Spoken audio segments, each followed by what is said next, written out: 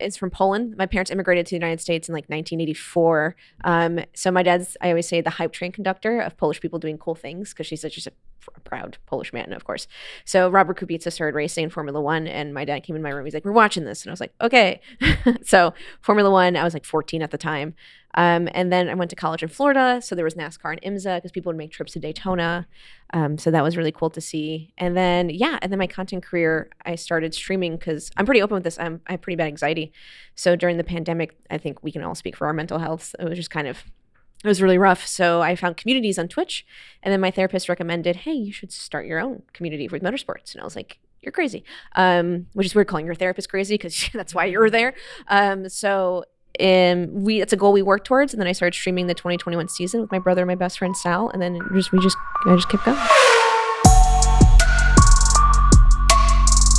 Hey everybody, welcome back to the Track Limits podcast. We are here in Montreal with a lovely guest who's been waving, a content creator that is taking the internet by storm, somebody who's part of the Red Bull content team now as well. Ash Vandelay, welcome. Woo! Thank you for having me. This is so cool. Yeah. Are you excited about being here in Montreal? Oh, yeah, for sure. I was going to say obviously, but maybe not obviously because my face is not as excited as it should be. Like, yeah, obviously. Being here with Red Bull, doing just like the content behind the scenes and seeing the behind the scenes you don't get to see on TV is just super cool. Yep. Is this your first time in Montreal? No, this is my second time in Montreal. I was in 2018 I was here for the race as well. Amazing. And you live in Washington, D.C.? Yes. Correct. Awesome. So have you made frequent trips then to Canada or not really? I have family in Canada. So. Family in Canada. Yeah. Lovely. You're not Canadian though, right? No, I'm not. Oh, I was about to say, I got so excited. I'm sorry. I was supposed to say, I don't know. I thought you were being worried. I was like, no, I'm not Canadian. Yeah, Amazing. Well, very excited to have you. I mean, obviously, we'd love to learn more about your career. So I think the first question right away, in about 30 seconds, walk us through a little bit about your career and honestly how you even became a content creator and how you became interested in motorsport. How do I do this in 30 seconds? Yeah, we're not timing. Okay, You're good. Fine. It'll be a very long 30 seconds. So my family originally is from Poland. My parents immigrated to the United States in like 1984. So my dad's, I always say, the hype train conductor of Polish people doing cool things because she's just a proud Polish man, of course. So Robert Kubica started racing in Formula One, and my dad came in my room. He's like, "We're watching this," and I was like, "Okay." So Formula One, I was like 14 at the time. And then I went to college in Florida. So there was NASCAR and IMSA because people would make trips to Daytona. So that was really cool to see. And then my content career, I started streaming because I'm pretty open with this. I have pretty bad anxiety. So during the pandemic, I think we can all speak for our mental health. It was just it was really rough. So I found communities on Twitch, and then my therapist recommended, hey, you should start your own community with motorsports. And I was like, you're crazy. Which is weird calling your therapist crazy because that's why you're there. It's a goal we work towards, and then I started streaming the 2021 season with my brother and my best friend Sal, and then I just kept going. So at that point, were you sim racing? Were you sim racing for and making content? How did that happen? Sure. So streaming. Yeah. So streaming, I was doing race watch alongs. Race watch, yes. Because there wasn't not a lot of people in the United States were watching at that time or too much. And I wasn't with my dad, right? I wasn't living at home. And I just started doing race watch alongs, and people started joining. And then eventually people started asking for other race series like IMSA, WEC, NASCAR, IndyCar. So we started adding those to our repertoire and just started doing race watch alongs. And then sim racing. I think I just saw it earlier. I think I just saw some other folks racing the F1 game, and I was like, that makes sense. The audience cross like platform for the F1 stream and the races, and then and then I got into iRacing, and then I just kept going. Love that. And I mean, it must be really cool to see Robert now in WEC as well, right? And so cool. My dad always pings me. He's like, "Did you know?" I was like, "Yes, Dad." I love him because he sends like articles like 3 days late, right? Because I'm chronically online. That's my problem with being a content creator. It's like you're just constantly on the internet. And I'll be like, "Yes, I did know, Dad," but I won't tell him that. I'll just be like, "Oh my God, that's so cool." He doesn't know. I love that. In the news. And when it came to like growing your community online, like how long did that take? How did you even think about it? What was your philosophy around building a community and posting content regularly? Sure. There were no thoughts, just vibes. Positive vibes. It was just. It's funny because people were like, "Oh, how do you know what to post next?" And I was like, "I just post what I feel like." I was like, next week I'm posting a video about like Pikes Peak because I just thought that race is really cool.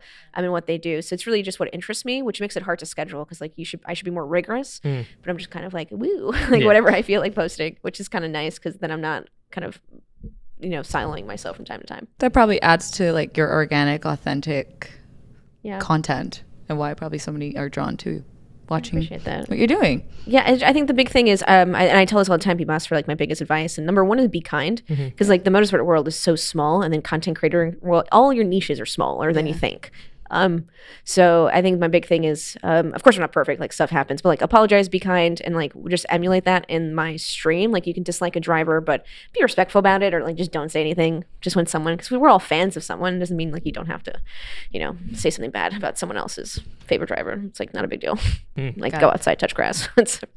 Now, speaking about like just your audience, obviously you're a female in a male dominant sport, a male dominant industry, let's call it, right? Do you find it to be an advantage, or have you faced a lot of like hurdles and challenges, through your journey? Oh, it's wild. It's frustrating on the internet because I can't make a video without the smart ass comments of men. Just saying something, or like, why would I listen to you? Like, you don't buy, like, you don't have to. And it's just a little frustrating. And yeah, there are some moments where I was like, ugh, why didn't I get this opportunity? It's just like, what else do I need to do? Like in my repertoire, I was like, man, I have my work with SRO. I'm like in Red Bull. It's like, gee, what did these people want from me? Why can I get this opportunity?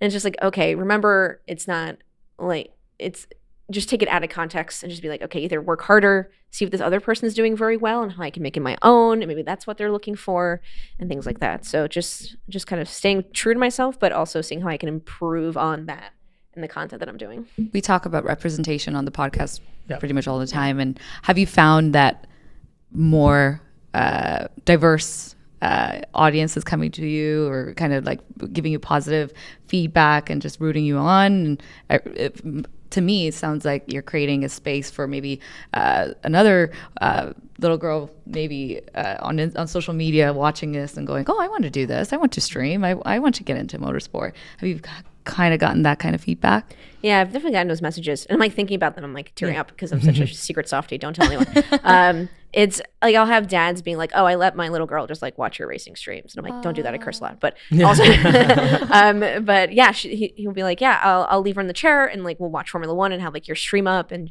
like they'll like, and I think that's just really sweet. And like you said, representation matters. Just seeing someone who looks like you doing what you want to do, or just doing something really cool, you're like, heck yeah. It just matters so much, and I don't know how to explain that to like certain dudes on the internet, why this is such a big deal. Yeah. It's like you can see yourself in that position. You're like, I can do this. I have no barriers. If they can do it, I can do it too. Oh, 100%. I can completely relate. I mean, I was like, oh, this is a man's sport. Like, what am I doing here? And then having fallen in love with the sport, I'm like, you get like imposter syndrome. I'm like, why am I on this podcast? Do they want to hear my opinion? Like, you just kind of get in your head. And I think, as you said, like, knowing that someone out there is probably watching and going, oh my God, I wasn't thinking about this sport, but maybe I'll watch, or maybe I'll be a content creator, whatever the case might be. So and it's pretty incredible to see like how many female content creators are just driving the overall content industry as well, right? Like you look at you have Lizzie, you have the girls at Grid Click, for example, Tony Cohen Brown. Like it's incredible like how much work you guys are actually doing. And I know a lot of female content creators do come out and they talk about the unnecessary backlash they get. And I think everyone has their own way of dealing with it. I'm actually very curious, like how do you deal, with comments? Because obviously being a creator, you have to have thick skin. And I think it's one of the reasons why people don't even post on the internet is because they're really afraid of what people will think or say. So like, how have you thought about that in terms of being able to manage that and just continue to keep going and producing great content? Sure. I saw someone, I think it was like a TED Talk or like a motivational thing where he goes, if you're walking down the street and someone points at you and goes, wow, you have the worst blue hair. But like, I clearly don't have blue hair. And that's like a weird comment. I'm going to ignore it. That's just kind of how you ignore everything. I don't Love it. Oh, like your opinion sucks. I was like, no, it doesn't. Okay, bye. See you later. Like that's for you. Like, okay, just like let it roll off. And a lot of these people, it's interesting because I try to gauge it sometimes, and then other times I just full on keep trolling with them too. But sometimes people they just yell something, and I'm like, I think I just play a little dumb, and I'm like, oh, that's so interesting. Why did you say that?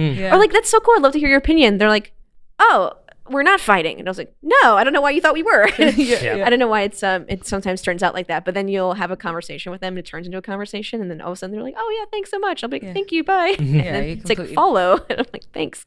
Oh, that's nice. So not all the time, don't worry. Don't worry. Some of them are just want to yell. But it's interesting because if you meet these people in person, I'm sure you'd have a nice discussion, or I just realize having your opposing opinions, but you'd go back and forth and the tone isn't lost and all that stuff comments. But yeah, just let it go, and I have a good community behind me. So it's what's really important. Very cool. And then looking forward, like, who do you want to emulate? Like, is there somebody out there in the content industry, even outside of motorsport, that you are like, this is a career I'd like to emulate and kind of be able to draw inspiration from? Yeah, Mina from ESPN, she does a lot of the NFL stuff. She's incredible, and I think she just takes it so easy and just so good and knowledgeable at what she knows. It just comes out so effortlessly. But actually, to your point about looking outside the motorsport world, when I'm looking at content, like I can't watch other motorsport content because I don't want to like accidentally like have it like do something, and I'm like, oh wait, they just did that, or anything like that. So I look at what other sports are doing because I think that's really important. And like a lot of the baseball guys do a great job. And there's a woman, I think her name is Kate or Kat. Oh gosh, she's a big fan of the New York Yankees, and she's running a mile for every like run that they hit. And I was like, cool. How can I do that? I was like, how many points does Max? Oh, never mind. I'm not running that many miles. How many miles? That's how many feet I'm gonna run.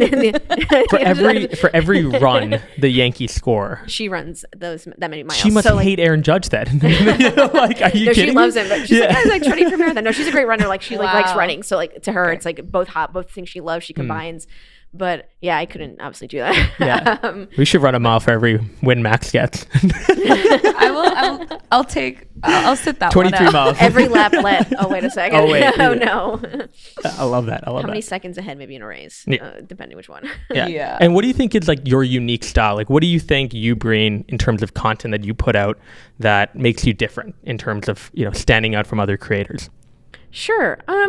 I think the question's twofold. There's one thing, one way it's just like, we're kind of all talking about motorsport and what makes me, it's just casual, man. It's just Kuna Matata. I think this is really important to us. And I think we all love it so much, but it's also like, at the end of the day, it's not the biggest thing in our immediate lives, right? Like, because we're not drivers. We're not team principals. I don't have any monetary stake. I'm not sponsoring any team. But if anyone wants to give me money, I'd love to. But just realize that sometimes you just got to step out of it for a second sometimes and just realize there's more important things. So yeah, I think it's just realizing that and all motorsports are a big deal to me, not just Formula One, which is, I think, a really important thing. Brilliant. Bevan, how would you rate that? Purple. The biggest purple, I think. Huge purple. like Barney purple. Like brightest purple. Incredible. Well, we're going to see if we have Ash doing really well in the rapid fire round or not. We'll see coming up very soon. Welcome back to the Track Limits podcast. We are here with Ashley. Ashley, you ready for the rapid fire round? No. Okay, lovely. Let's just end here. Okay, we're done. Wrap it up, everyone. If you could choose one person, dead or alive, that you would like to collaborate with as a content creator, who would it be? Ooh, as a content creator. I think Pokimane would be cool just because her audience is broad, but I think she'd be so interested in just learning more and she'd be really just diving into it. So, and her IRL content's really cool. So I think that can all mesh really well together. Brilliant. What is the funniest thing that's happened to you during a race weekend? I don't know which story to tell. There was one where I met Daniel Ricciardo in Miami, and he's going for a fist bump, and I'm so used to shaking everyone's hand, so it just ended up like in this like weird mishmash of things. And I'm like, so nice to meet you, Daniel. We have to now make content. I'm just gonna hold on to you. It's nice to thank you so much. And there was one time actually in 2018 we were having dinner in this hotel. My mom saw Max eating behind us, and she's like, let me take a picture of your dad. And she's actually taking a picture of Max. She left her flash on, obviously. No. Luckily everyone like laughed because they knew what was happening, but it was just like one of those sneaky, like, I'm not taking a picture, but I'm taking a picture. That's the thing. You think she's sneaky, and it's like, no, Mom, you're very obvious. Just like zoom into the thing and like Fantastic. If you could have one food for the rest of your life, what would that be? Something involving seafood, because I just love seafood. I did not expect that. I just say I mean, honestly, I didn't even know what to pick. I love just go oysters or clams. Really love it. Yes. But for the rest of your life? Yeah. I'd have oysters for the rest of my life. Oysters, yeah, 100%. From Vancouver, though. West Coast. Breakfast, Oh, yeah. lunch. Yeah. Sure. Wow. Yeah. I am like, What are you doing for breakfast tomorrow? You just want to go to the bay? Just check it Let's out. make it happen. Let's go. Okay, if you could switch lives with anyone for a day, who would it be? And who would it be? What would you do? FIA president. Done. Done. Oh. What would you do? Oh gosh, so many things. One, hold a meeting. And even though I know FIA doesn't control every single motorsport, but invite everyone for a meeting and be like, what is going on with our schedules? Why are we constantly clashing with each other? Is there a way that we can all work together and lift all of ourselves up, especially with, all the schedules, and then in marketing too, because I think, a rising tide raises all ships, right? And I think we want everyone to be a motorsport fan. Yep. And then like you have a lot of teams who race in multiple series, who have multiple teams. So just like, why not all just support all our endeavors and all our sponsors who do so well? So I think that'd be really cool. What's your favorite like guilty pleasure TV show? Something that you would binge watch constantly? Besides Seinfeld, which is where my name comes from, I feel like Seinfeld's easy. So I'm going to say, I guess because I'm in DC, I would say The West Wing or Selling Sunset, which are two very opposite television shows. West Wing's my favorite TV but show. I love both of But those. Selling Sunset, Gosh, it's so I good. ship. I want to wear one of those outfits to like, I fit in Miami probably, but. The one that, I can't remember. Oh, the diesel skirt? Yes, oh my the diesel gosh, it's skirt. so small. It's so Yeah. funny. Okay. Greatest F1 moment in your opinion? Ooh. Besides the Robert Kubica win. Look at me just chilling out for this man.